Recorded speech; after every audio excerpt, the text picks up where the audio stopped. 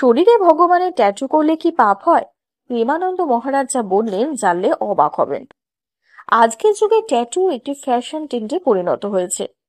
তরুণ তরুণীরা নিজেদের দেহে বিভিন্ন ডিজাইন, প্রতীক বা নামের ট্যাটু করাচ্ছেন। অনেকেই আবার ঈশ্বরের প্রতীক, মূর্তি বা নামের ট্যাটু করিয়ে থাকেন, যেমন শিব, ত্রিশূল, ডমরু, শ্রীকৃষ্ণ, রাধা, ওম, মা কালী এবং মা দুর্গা ইত্যাদি।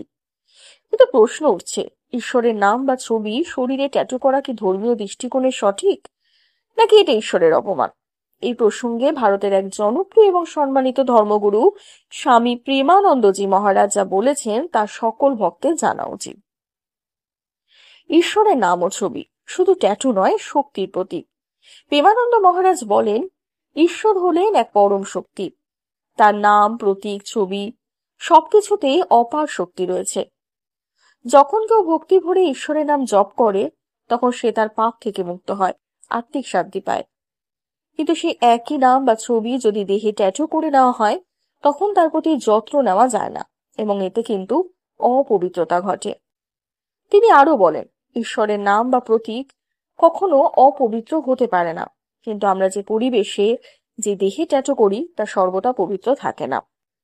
স্নানের সময় কি হয় ট্যাটুতে, চলুন জেনে নিই। ট্যাটু শরীরের একটি নির্দিষ্ট অংশে স্থায়ীভাবে থাকে। প্রতিদিন আমরা স্নান করি, শরীর পরিষ্কার করি, কিন্তু সেই সময় শরীরের সমস্ত ময়লা, স্নানের জল, সাবান, শ্যাম্পু, ঘাম, এমনকি বজ্র পদার্থ শরীরের উপর দিয়ে যায়। যখন এই সমস্ত জিনিস ঈশ্বরের ট্যাটুর উপর গিয়ে পড়ে, তখন সেটা সরাসরি ঈশ্বরের নাম বা ছবির ওপর অশুচিতা ছড়ানো হয়। এই কাজটা কি ভক্তি বলে ধরা যায়, নাকি অপমান? প্রেমানন্দ যে আরো বলেছেন, আমরা দিনের পর দিন নানা রকম অশুচি জিনিস ছুঁই, খারাপ জায়গায় যাই, এমনকি অনেক সময় নিজেই নিজের দেহকে অপবিত্র করি।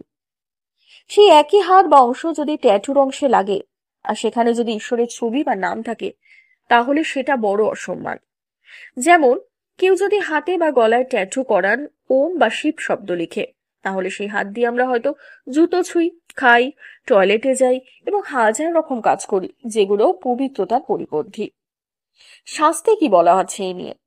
যদিও প্রাচীন ধর্মশাস্ত্রে সরাসরি ট্যাটু নিয়ে কোনো আলোচনা নেই, কারণ সেই যুগে কিন্তু ট্যাটুর কোনো প্রথা ছিল না, তবুও শাস্ত্রে বলা হয়েছে দেহং দেবালয়, অর্থাৎ দেহটাই কিন্তু একটা মন্দির।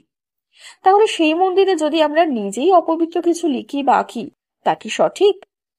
বেদ, উপনিষদ এবং ধর্মসূত্রে বলা হয়েছে, যে বস্তু বা প্রতীকের উপরে ভক্তি প্রদর্শন করতে না পারো, সেটাকে কিন্তু কখনো অপমান বা অবহেলা করো না। তাই যদি ঈশ্বরের নাম বা ছবি দেহে ট্যাটু করাও হয়, তাহলে সারা জীবন তাকে সেই পবিত্রতা এবং সম্মান দিয়ে রাখা সম্ভব কি? এর বিকল্প কি? ঈশ্বরের স্মরণ কিভাবে করা উচিত?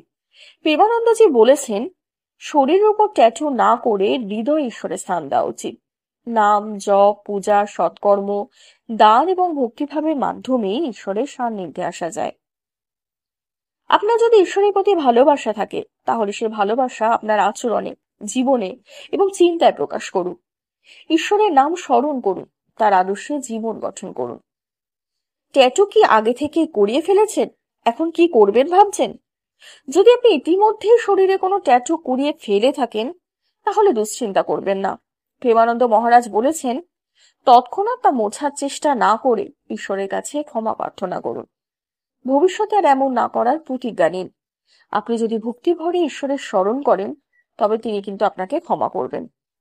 অথবা যদি সম্ভব হয়, সেই ট্যাটুটি এমন ভাবে ঢেকে দিন যাতে তা অসুচি বা অসম্মানের মুখোমুখি না হয়। আজকের ভিডিওর মূল বার্তা একটাই, ভক্তি মানে বাহ্যিক প্রদর্শন নয়, বরং অন্তরের একাগ্রতা। ঈশ্বরকে ভালোবাসুন, তার নাম জপ করুন, সৎ পথে চলুন। আর যদি ফ্যাশনের জন্য ট্যাটু করাতেই চান, তাহলে এমন কিছু করুন যাতে ধর্মীয় বা আধ্যাত্মিক অসম্মান না হয়। এই ভিডিওর উদ্দেশ্যে কাউকে ছোট করা নয়, বরং ধর্মীয় দৃষ্টিকোণ থেকে মানুষকে সচেতন করা। যদি আপনারা এই বিষয়ে ভিন্ন মত পোষণ করেন, তাহলে তা ভদ্রভাবে মন্তব্যে জানাতে পারেন। ভিডিওটি ভালো লাগলে অতি অবশ্যই একটা লাইক করবেন এবং সকলের মাঝে এটিকে শেয়ার করে দেবেন। সাবস্ক্রাইব করতে কিন্তু একদমই ভুলবেন না। ধন্যবাদ।